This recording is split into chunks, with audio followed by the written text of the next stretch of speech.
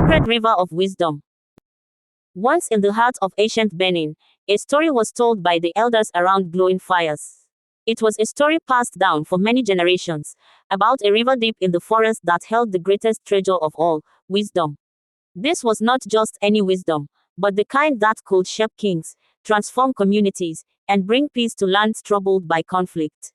In those days, the Oba of Benin, King Egosa, ruled over the land with fairness and grace. His palace was magnificent, with its high walls made of red clay and a wide courtyard bustling with musicians and dancers. The people loved him, but as wise as he was, King Egosa often felt there was more to learn, more to know. One day, he called a grand meeting in the palace courtyard. The people gathered in their finest attire. The men wore agbada, long, flowing robes woven with the rich colors of the earth, deep browns, lush greens, and the occasional golden thread that shimmered in the sunlight. The women dressed in iro and buba, with beautifully tied headscarves known as gele and beads that clinked softly around their necks. Children, wide-eyed and curious, stood beside their parents, eager to listen.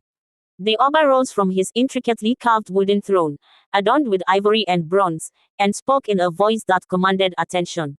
"My people," he began, "I have heard whispers of the sacred river of wisdom. They say that any who drink from its waters will gain wisdom beyond their years. But the river is guarded by spirits who test all who approach. It is said that only those pure in heart and strong in spirit will find the wisdom they seek." The crowd murmured with excitement and wonder. "Who will go?" Someone called out. "Who among us will try to find this river?" A young warrior named Osa raised his hand. Osa was known for his courage. His skin shone like polished ebony, and he wore a simple but elegant adire cloth tied around his waist, a small bronze amulet hanging from his neck for protection. He stepped forward, his eyes steady and his heart strong.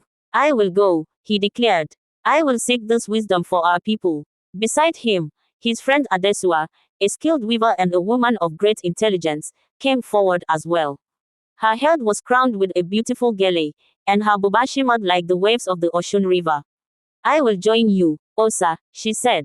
"Wisdom is not only for warriors but for those who weave stories and solve the riddles of the mind." The Oba blessed their journey, and the next morning, they set off. Their path led them into the sacred forest of Okomu, where ancient trees whispered secrets to one another, and birds sang songs that had no words. The deeper they went, the thicker the air seemed to become, heavy with the scent of wildflowers and the soft rustle of unseen creatures. The first spirit they encountered appeared as an old woman sitting on a rock by the riverbank. Her hair was as white as the clouds, and her eyes, though wrinkled, were sharp and piercing. She wore a simple wrapper and leaned on a crooked staff made of ebony wood. "Osa, Adesua," she called out, surprising them by their names. "To gain wisdom, you must first show me honesty. Tell me your greatest fear, and do not hide the truth, for I will know." Osa stepped forward, his heart thumping. He thought about lying, but he knew that would be foolish. He took a deep breath. "My greatest fear," he admitted, "is failing my people. I fear returning home without the wisdom they need and seeing the disappointment in their eyes." The old woman nodded. Her gaze shifted to Adesua. "And you, child?" she asked. Adesua hesitated, but she spoke clearly. "My greatest fear," she confessed, "is being forgotten. I fear that all my hard work, my stories and my weavings, will be lost, and no one will remember me." The old woman's eyes softened. "You have passed the trial of honesty," she said, and she vanished into a swirl of golden leaves. They continued until they reached a clearing where a wounded leopard lay trapped under a fallen tree branch. The leopard growled weakly, its eyes filled with pain. Osa raised his spear in defense, but Adesua placed a hand on his arm.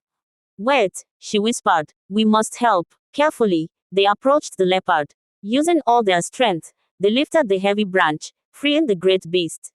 Adesua tore a piece of her buba to bandage the leopard's injured paw. To their astonishment, the leopard's form shimmered and changed, revealing a beautiful spirit wrapped in golden light. "Thank you for your kindness," the spirit said. "You have passed the trial of kindness." She waved her hand, and a cool breeze surrounded them, refreshing their tired bodies and calming their hearts. Finally, they reached a waterfall where the river roared louder than the beating of war drums. To cross to the other side, they had to step on slippery stones, each one seeming too small to hold their weight. Below, The water churned fiercely, waiting to swallow anyone who fell. Osa gritted his teeth. We have come so far, he said. We cannot turn back now. Adesua's voice was steady. Then let us be brave together, she replied. Hand in hand, they stepped onto the stones, each footfall requiring more courage than the last. The spirits of the river, invisible but powerful, tried to push them off balance. But they held firm, their bond ensured determination making them stronger than their fears. With a final leap, they reached the other side. The river quieted, and a deep voice emerged from its depths. You have shown honesty, kindness, and courage, it boomed.